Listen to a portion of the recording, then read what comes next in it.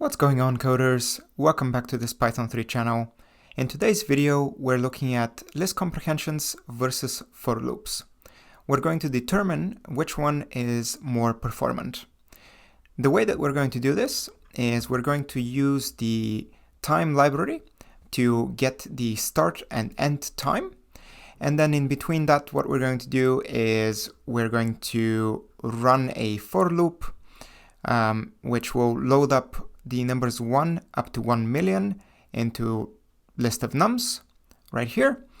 And then we're going to print out the end time minus the start time to see how long that operation took.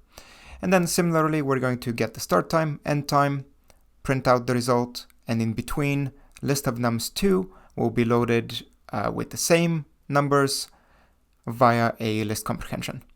So let's run this piece of code.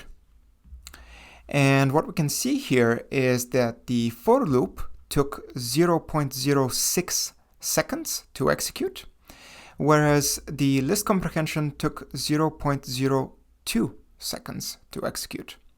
So the list comprehension actually took 3 times less time than the for loop. It is significantly more performant in this use case, and arguably significantly more performant in general. So my recommendation is use list comprehensions, avoid for loops wherever possible. That's it for this video. I hope you've learned something and you've enjoyed it, and I'll see you in the next one.